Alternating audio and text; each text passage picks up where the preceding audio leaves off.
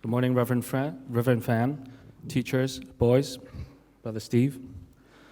When we participate in competitions, most people generally focus on the competition process and probably very concerned about the results.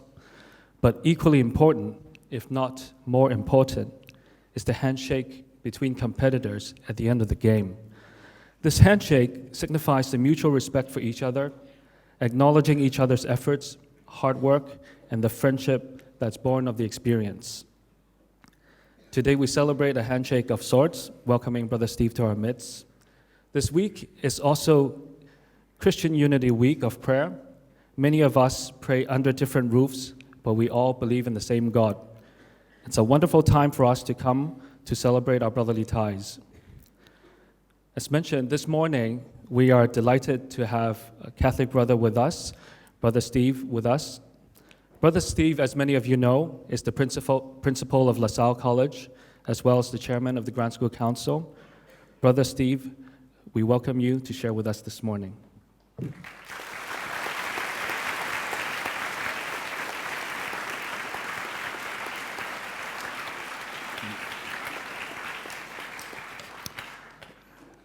Reverend Fan, Honourable Headmaster Mr. Chen, staff and students. First of all, I wish to thank Mr. Chen for inviting me here to share with you. It's a great honour and very humbling. I've been saying to Mr. Chen these last few days, very anxious and nervous, even though I'm a principal, to be here on the stage at DBS, one of the most famous schools in the world. This morning I have asked permission if I can perhaps speak a little bit about myself as a brother, because many of you have seen me in a different form and a different state around Hong Kong. But in Christian Unity Week, perhaps an opportunity to share with you who I am as a person, as Mr. Chen said, and then a short reflection on the scripture reading which I have chosen. And it'll be a personal sharing because I am not trained to preach or give a homily because I am not a priest or a pastor. I'm a brother, a monk. As a monk, I don't live in a monastery, I live at LaSalle, but I do follow a rule, a monk's rule. So I get up very early in the morning, before 5, and have prayer and meditation. And I go to Mass every morning at St. Therese on Waterloo Road. And as a monk and as a brother, our rule also includes vows. So I take 3 vows, poverty, chastity, and obedience. So the vow of poverty is to live simply. So I own nothing. I don't have a bank account. I don't get paid. Brother Patrick, the supervisor of the LaSalle schools in Hong Kong, he gives me 2,000 Hong Kong dollars a month, and that's for my MTR fares, and many of you see me travelling the MTR or the green bus. For a coffee, I have to use it wisely because I have to replace my shoe. I own very little, it's poverty, so I have 1 pair of shoes and 1 pair of runners. I don't own anything, so when I leave Hong Kong, I will go on the plane with 1 bag with my personal belongings. I'll leave the laptop I use here at LaSalle, and I'll leave the phone I use. And if I get sent somewhere and there's no laptop or no phone, so be it. So that is the vow of poverty. The vow of chastity is to be pure. I don't get married, I have no wife, so it is a celibate life. And the vow of chastity is to be pure. And obedience. So the vow of obedience is to go wherever we are sent. And in August this year, I will be finishing at LaSalle. So in these last few months, I wish you all well in the various competitions because that'll be my last time to be with you and the LaSalle boys in this role. And as Mr. Chen said, both schools, we're involved in competitions because it's important for forming character as men. Very, very important. And we're both focused on that. So obedience is, I could be sent to anywhere from Pakistan to Japan, right down to the South Pole. I have no idea yet where I will be sent to, and I'll be asked to go to do some work. It may not be principal, it may not be in a school, I have no idea. And that is my life as a brother. You know, the song, it was a providence, it's God's mystery. Why we sang that hymn this morning. Here I am, Lord. Yeah. Okay, it's a wonderful song, and the lyrics of that song is what leads me. Some of you might be sitting there, oh, what a terrible life brother has. No money, no position, no nothing, no wife. But you know, if you listen to your heart, you know, it is it's a most happy life. You know, who are you? If you listen to your heart on who you are meant to be, you know, it's really important to listen to your heart. What's meant to be is meant to be. And if you can find out in your journey of life who you are and what you're meant to be, you'll be very happy too. So I wish you well.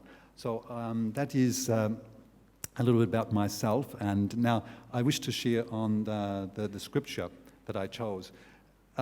Micah 6:1-8. Micah is a prophet. And I chose it and I wish to share it with you because it is my favorite piece of scripture, something which I treasure. And I wish to give this to each of you. And hopefully, if you find it useful, you may carry it in your heart and treasure it as I do. You know, but reading Scripture, when I read Scripture, I want to know all about what's going on. And so when I look at Micah, I want to know, who is Micah? When did he live?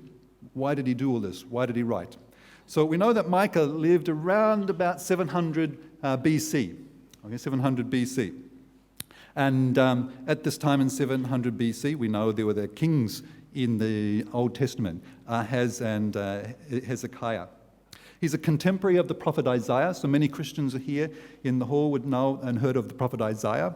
And the prophet Isaiah was in Jerusalem. Micah was in a small town, an unknown town just south of Jerusalem.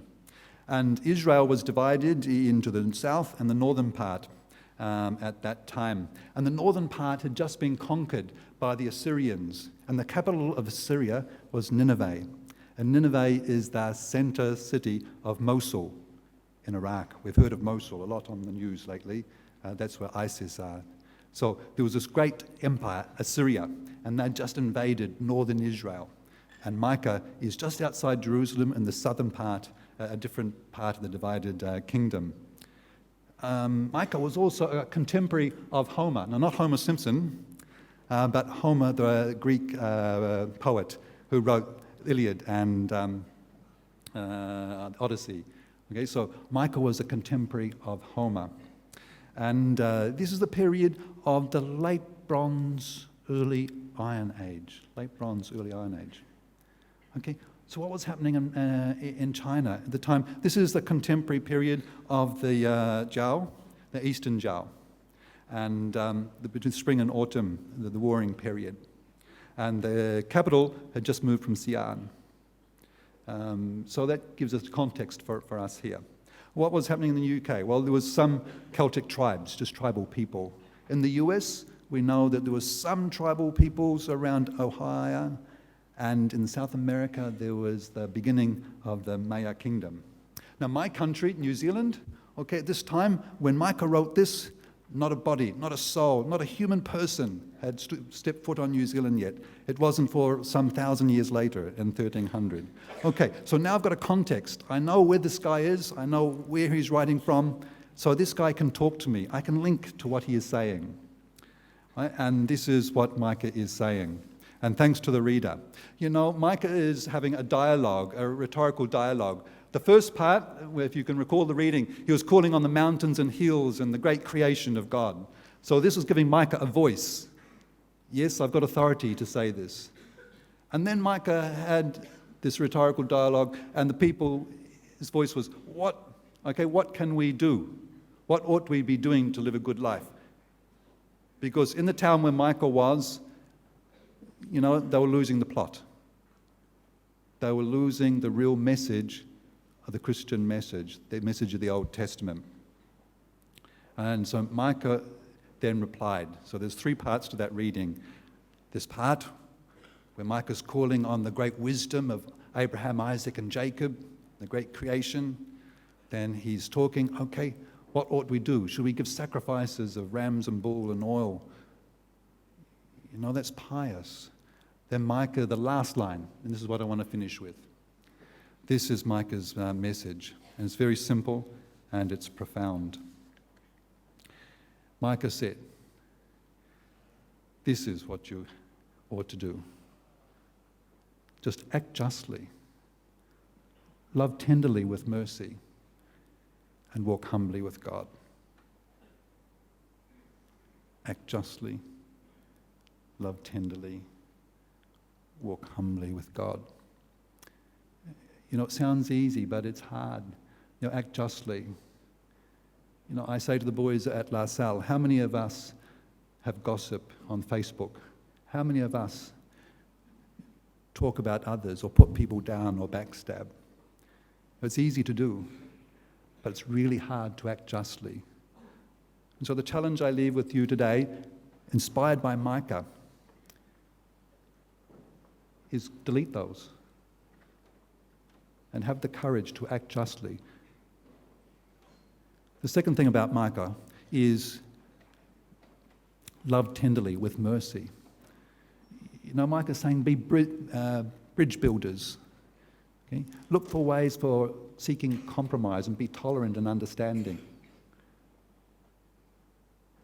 And finally, to walk humbly with God. That means to have the fear of God. That means to find out who I am to be and to live my life truthfully with integrity.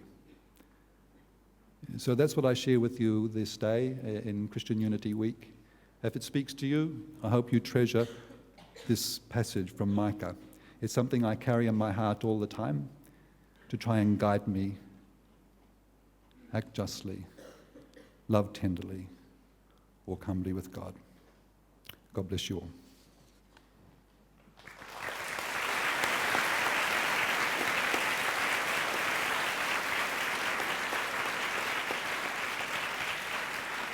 Thank you so much, Brother Steve. Brother Steve and I have been working in the Grant School Council together for a few years, and I can honestly say that he exemplifies what he preached this morning. Pray that we will all be able to act justly, love mercy, and walk humbly with our God. We understand that Brother Steve will be leaving La Salle at the end of the year. We wish him Godspeed, and may God light his path wherever he may go. On behalf of the school, we have a little souvenir for you. Thank you for coming today and sharing with us, Brother Steve.